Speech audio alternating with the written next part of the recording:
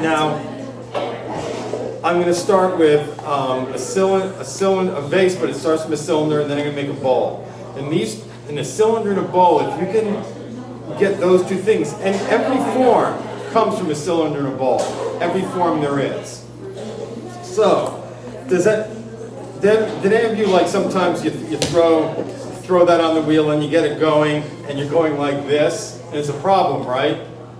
Don't you think that's kind of hard? Yep. So there's this thing I call pre-centering, where you can just make sometimes if the bat is dirty, here you can see the circle. So I make a circle, and I place it in the center, just eyeball it. And I might get it going. So just like, you know, when you're footing and you go like this to center it, go ahead and center this piece. You just want to get it roughly in the middle. So that's pretty close. So by doing that, and then I'll press down on it to attach it. And by doing this, which takes a couple of seconds, you never have that thing of going like this ever again. I mean, so it takes just a lot of effort and strength to center that. Okay, so now because I just pushed it on, if I go to center it, it might come off. So the first move I do, I'm just pressing down with my palms here, and I'm more attaching it to the bat. I'm also centering it because I'm holding my hand steady here, but mainly this move is just attaching it to the bat, and it should take 3 seconds. I just push down. And you see it's close to being centered already from that pre-centering thing that you do. This should make your life a lot easier. That's worth the price of workshop, just that thing right there, really. Okay, so I'm going to cone up, center it. Now, one thing you want to do when you're centering is, a lot of people, they center with their hands. They're just squeezing the clay and they're using their hands. And you want to use your body. It's like throwing a ball. When you throw a ball, if you're flat-footed and just throw with your arm, it's not going to go very far. You really throw a ball with your body. You step back and you follow through. It's with your body that you throw. And the same thing is, you're leaning into the clay. You brace your elbow and you put it into your stomach. If you put your elbow here, you're not going to be leaning into it. You have to put your elbow here. There's a huge difference between this and this right here. And if your nose is over the center of the clay, you're still just centering with your hands. You have to lean into it so your nose is on the edge of the clay right here. And then if you just lean into it and hold it steady, the clay is centered. So it's those two things. Put it here and lean into it.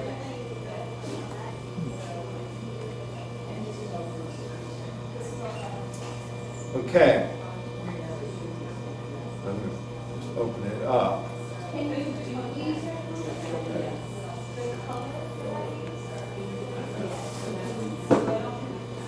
And one thing I see a lot of people doing is they're not paying attention to how much they open up the clay at the bottom. You know, is the bottom, do you open up this much? Is it opened up that much?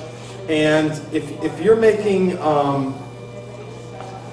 let's say you're making some sort of cylinder with a base that's wide, you want to open up the clay. When you open it up like this, you want to open it up that much. I'll see people wanting to make a cylinder this big, and the clay is only open up this much. And what that does is that means you have that much clay at the bottom, and you're trying to bring up the wall with the clay when it's that thick, and you're setting up an impossibility. It's impossible to bring up that clay. You're just going to keep going and going, and the clay will just scrape off in your fingers. So what I'm going to make now is actually that vase over there. It is going to have that round vase. The base is going to be maybe that wide. So I'm going to open up the clay that wide. Sure. Sure.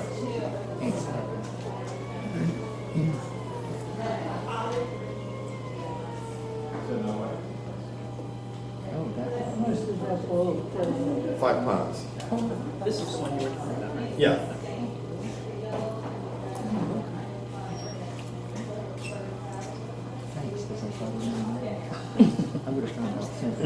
Oh, you thought it was the other one.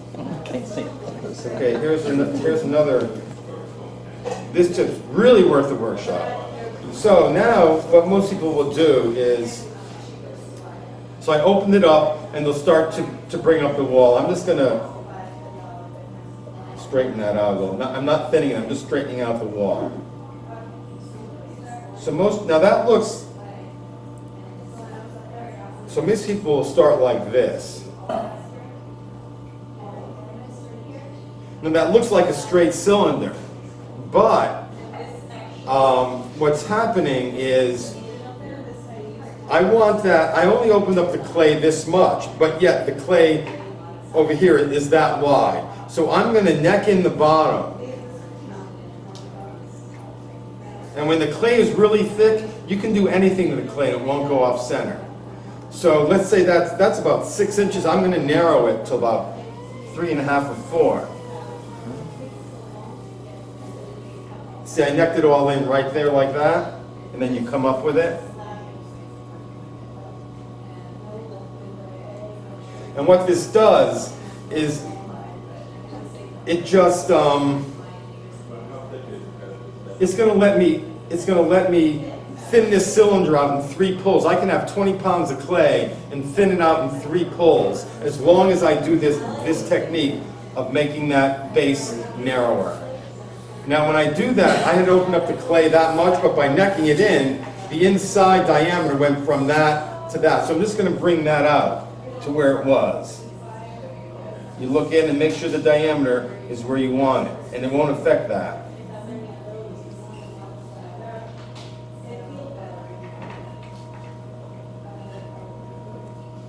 And then this other technique I figured out, and I don't know why this works, but it does. If my inside diameter, again, that looks like a straight cylinder, and people will bring this up. But my inside diameter, let's say it's 4 inches. You make this inside diameter a little less. You make it like 3.5, this diameter right here. A little smaller than the inside diameter at the bottom. And then you neck in the rest to make a diagonal. So you have a straight diagonal. Now I don't know why this works, but believe me, it does. So just having this diagonal like that, watch what happens. It's some physics going on, but with one pull,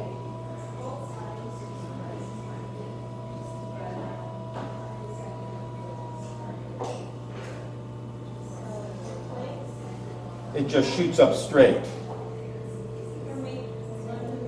So you can get, so with one pull, I have this really narrow cylinder. And it's not hard to achieve this, it's just knowing those steps of really necking that bottom. You know, had 5 pounds of clay, you're going to wind up with a wide bottom. But if you want a skinny cylinder, instead of all that pushing in and pushing in, it's already there. The work is done for you. And you can't do that. Once the cylinder is thin like this, I can't narrow the bottom anymore. It would just go off center and collapse. When the clay's thick, you can do it. So then before my next pull, I'm going to set up that ratio of I'm going to make that diameter smaller than the bottom. I'm just going to neck it so I have that diagonal.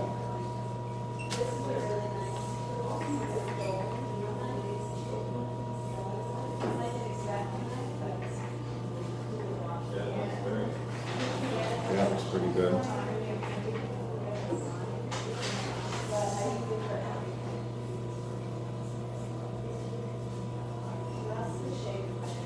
It's only taking me 2 pulls. I don't need to thin this anymore.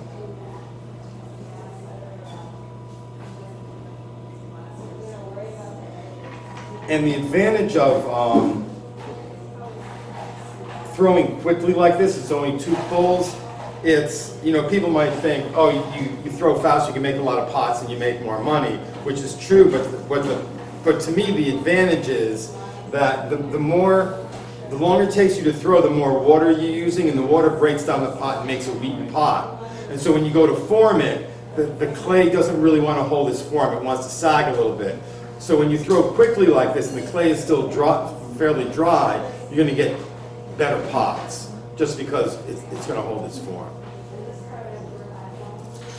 So I'm just going to take, because I fire with a wood kiln, I'd like to have these throwing rings. A lot of people will say it's showing the process, which is true, but I like a really clean surface for the wood to do its thing.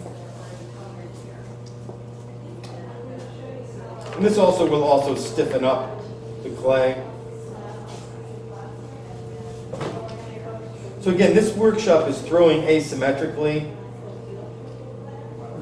but all my pots start totally symmetrical. And to get a good asymmetrical pot, the pot wants to be really well thrown. It wants to be totally symmetrical before you alter it, to get a very graceful, elegant form. If you start with something awkward, all you can get is something awkward.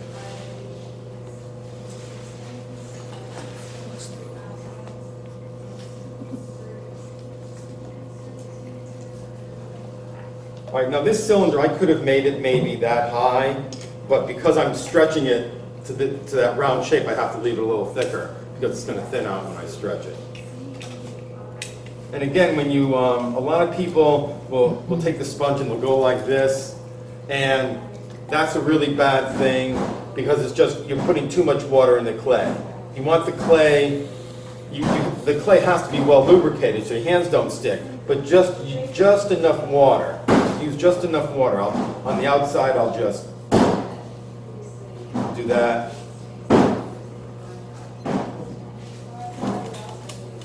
Make sure everything's wet, but don't overdo the water. It's just going to, again, it's going to give you better form.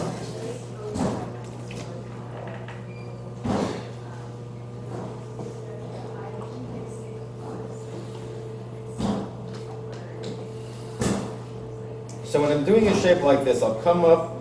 So I'm putting constant pressure on. I put some pressure on and come up, and I come up to here, and then the next time I'll do it, I'll come up to about here, and then the next time I'll come up to here, and the next time up to here, and at the end I'll have a perfect circle.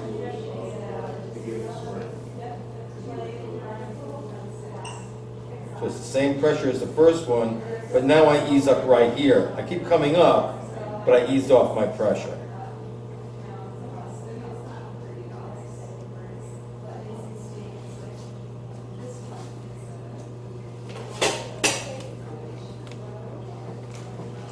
And again, I'm not putting water on every time. I'm just listening to what the clay feels like. It's not sticking, so I don't put water on. Just put water on if you need it. How many fingers are you using? On the inside? On the inside? Yeah. One. Just my middle finger. All right.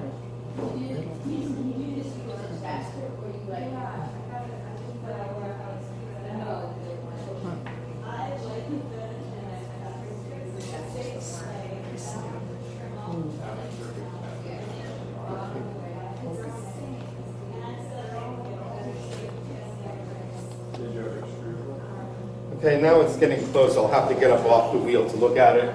You really can't see it from the wheel. The bottom still has to come out some more. So I haven't even used water yet. It just doesn't need it.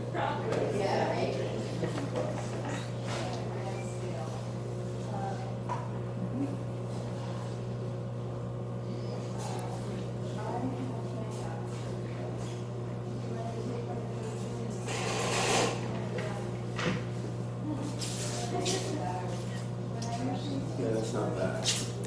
Okay, so at this point I'm going to just neck it in.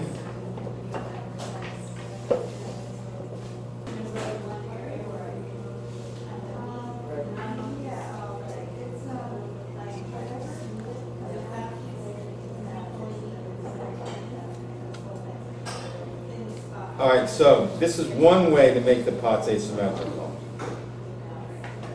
I'm just going to do this with one finger.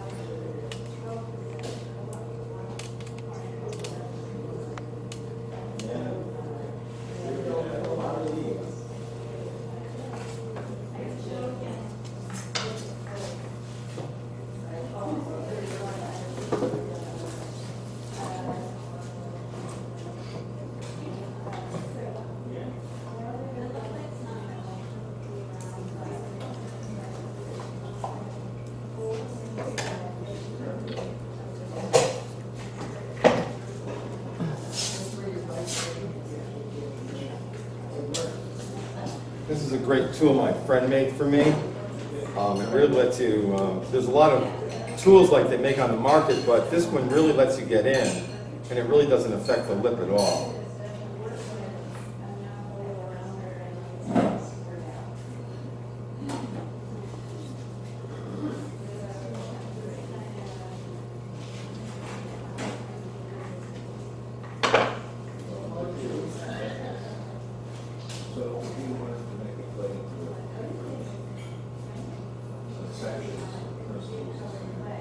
So actually, I think I don't want to, I could, I don't really like that right there, so I could take a needle tool and cut it off, but I like this small opening. It would give me a bigger opening. So I'm just going to touch this up. I'm just going to add a piece of clay there later when it gets stiff. Did you accidentally or intentionally put that square? Where? That happened when I got up off the wheel. It was unintentional.